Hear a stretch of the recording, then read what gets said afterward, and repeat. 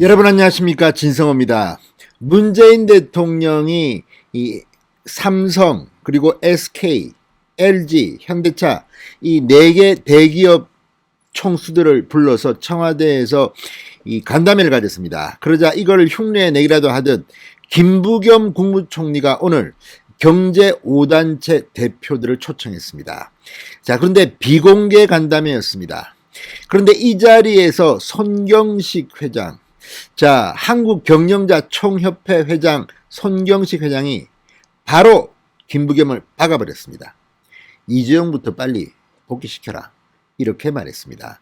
자, 오늘 간담회가 끝난 뒤 김부겸 국무총리 이 자리에서 나온 이재용 사면 건의를 청와대에 전달하겠다는 뜻을 밝혔다고 전해졌습니다. 자, 지금 경제계는 문재인 정권에 정말 뿔이 나 있습니다. 오늘 이런 자리에서 또 형식적으로 듣는 둥 마는 둥 했다가는 큰 코 다칠 겁니다. 지금 대한민국 경제계는 문재인 정권의 말도 안 되는 규제 때문에 정말 열받아하고 있습니다. 자, 그동안 재계의 목소리를 잘 듣지 않던 문재인 정부가 한미정상회담 때 대기업들이 미국에 44조를 투자하면서 지금 뭐 뒤늦게 예, 한번 만나보겠습니다 하는데 이러지 마십시오. 정말 제대로 하시기 바랍니다. 진성호의 직설 시작합니다. 방송에 앞서 아직 진성호 방송에 구독자가 아니신 분들은 붉은색 구독 버튼 눌러주십시오. 더 좋은 방송으로 보답하겠습니다. 자, 정말 지금 이재용 부회장 건은 완전히 해결될 분위기로 접어든 것 같습니다.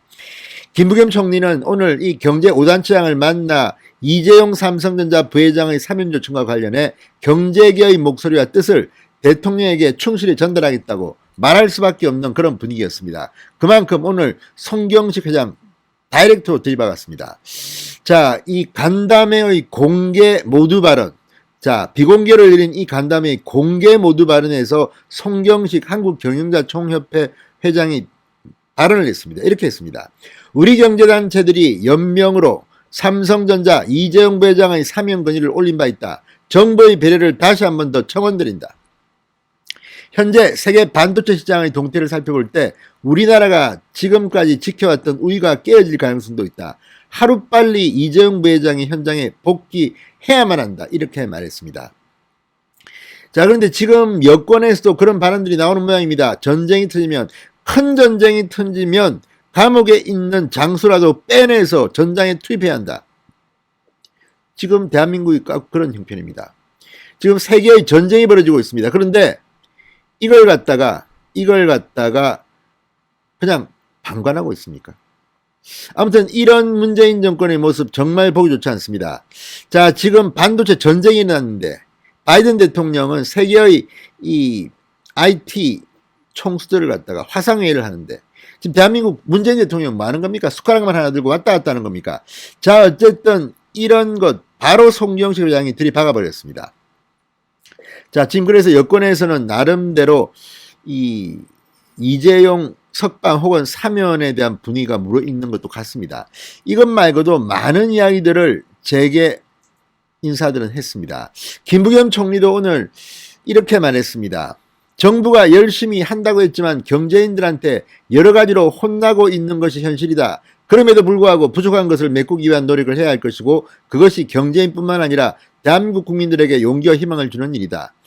최태원 회장님을 비롯한 4대 그룹 회장님과 대통령께서 어제 기업 간담회 자리에서 한미 정상회담 또 대미투자정대에 대해 좋은 말씀을 나누셨다. 오늘은 각 경제단체를 대표하는 회장님들로부터 정부 정책에 대해 또 앞으로 우리가 꼭 같이 가야 될 국가 경제 정책에 대해 좋은 충고 말씀을 듣고자 모였다. 이렇게 설명했습니다.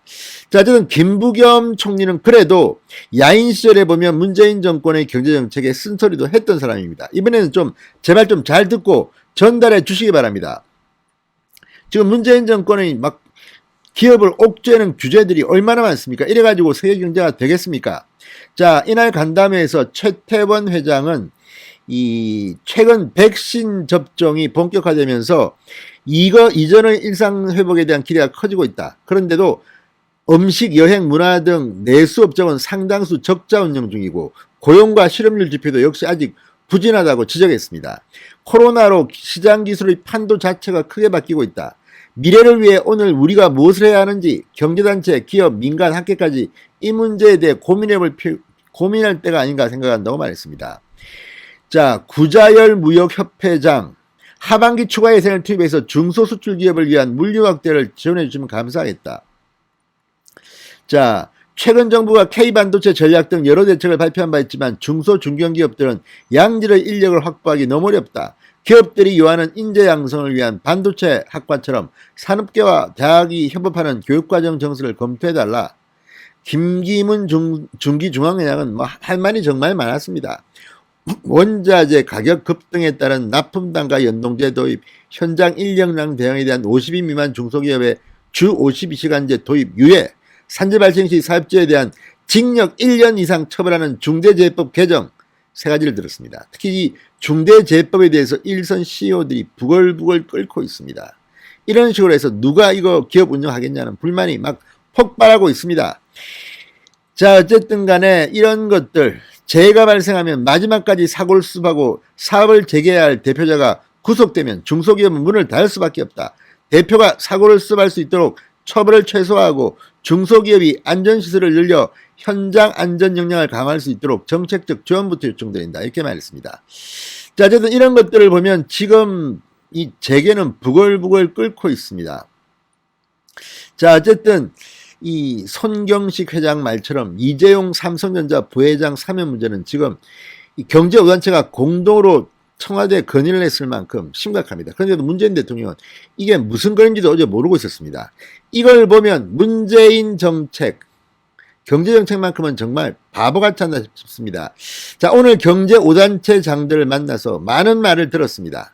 그런데도 불구하고 김부겸 총리가 제대로 전달하지 않는다면, 그리고 전달했는데도 문재인 정권이 제대로 이걸 시행하지 않는다면, 하긴 뭐 조만간 정권은 바뀔 거긴 합니다만 정말 국민들로부터 실망을 하게 만들 겁니다. 진성호의 융단 폭격이었습니다. 여러분 감사합니다.